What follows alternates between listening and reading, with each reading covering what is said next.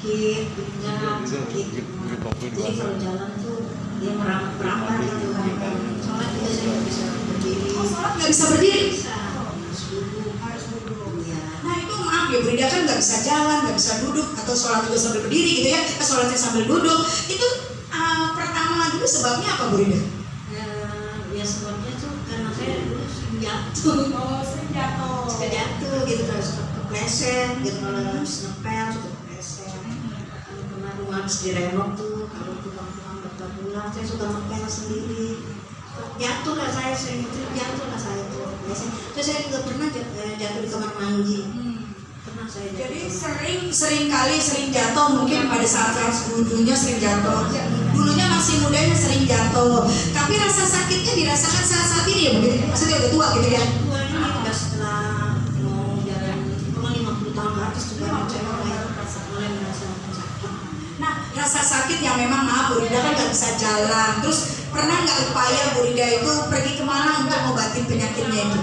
Ya saya berobat, tetap berobat, obatnya habis, sakit lagi, terus berobat dibawa lagi ke itu alternatif gitu. Itu disuruh minum itu rutin, cuma dia begitu. Setelah obatnya habis ya sakit lagi gitu aja.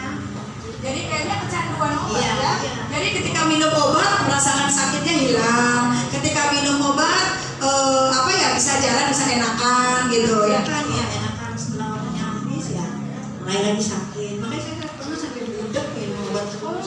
Karena kebanyakan obat jadi kupingnya agak ada yang begitu ya Bapak Ibu ya. Minum obat ini minum jadi kupingnya kayak ada gitu. Saya kan kalau minum obat suka gitu, maksudnya kan karena selalu dokter bilang ini lu harus habis kalau habis. Iya, sebenarnya tuh lama-lama saya budak gitu. Jadi mentaati peraturannya. Kalau misalnya dokter ngomong apa, ikut deh obat ini minum habis ya. Saya kan minum obat, udah takut gitu. Karena pengen saking sembuhnya. Oh iya, pengen sembuh. Nah, Bu Rida, perasaan Bu Rida nih ya, sakit nggak bisa. Maaf ya Bu Rida, bukan kita pengen, tapi kita pengen tahu juga rasa kalau nggak bisa jalan itu gimana ya Bu ya? Sedih ya, apalagi kalau lagi di rumah sendiri kan anak-anak kalau kerja ya. Saya pernah sampai merasakan, udah capek di kamar mandi. Kamar mandi, iya sampai pengen ngomong air dan pipis. Itu sebenarnya sampai tangan juga nih kalau dalam air itu jatuh sakit. Jadi semuanya ya dari tangan sampai kaki juga. Ya sampai ya dokter bilang sih katanya ada 40 tulang. Tapi yang dirasakan adalah nyeri yang berakibat tidak bisa menggerakkan anggota tubuhnya, salah satu tangan dan kakinya, gitu ya. Itu juga udah cukup lama juga ya Bu ya. Sakitnya itu hingga setahun satu hari saja udah Bu. Apalagi sampai 1 tahun, betul ya? Bu Rida, nah ini Bu Rida kok bisa sempat datang ke sini? Apa yang istilahnya Bu Rida bisa tahu tempat ini? Diajak sama dua orang saya ngajak saya, pertama saya diajak sama ibu Mata. Oh, terima kasih ya Pak. Yang masih sibuk yang nggak sempat gitu. Akhirnya saya nggak sempat peduliin. Terus kedua kali saya diajak sama Mas Sulamin, orangnya udah saya mau langsung saya datang ke sini. Saya juga kira bukan di sini, saya kira BPI-nya di jalan.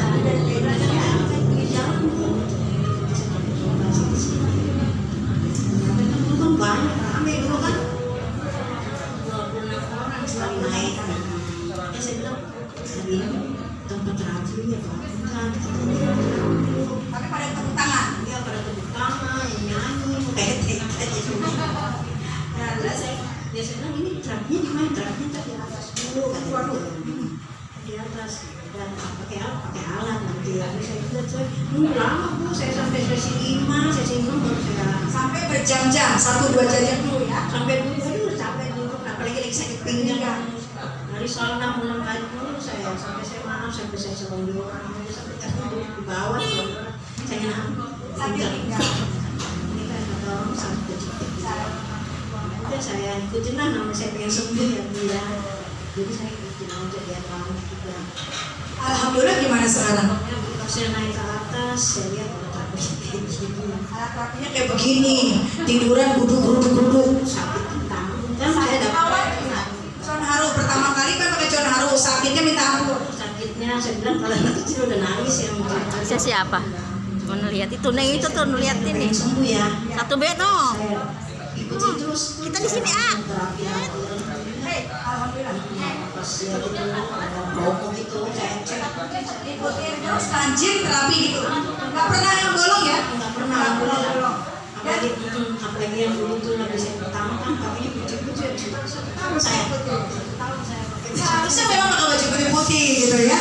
Ya 1 tahun saya pakai baju-baju biar saya kampungnya itu saya langsung coba yang lain saya yang beli yang murah lain saya putih ya saya ikutin alhamdulillah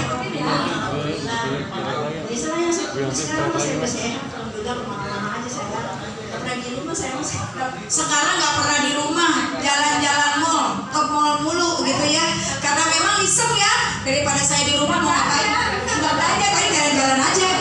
Ada pengajian di sana datengin, ada pengajian di sini datengin, ada yang ngajak makan kemana aja datengin gitu. Betul nggak Bapak Ibu? Nah ketika didatengin seperti ini, akhirnya alhamdulillah Bapak Ibu ya, Bapak Ibu. saya tadi kan bertiga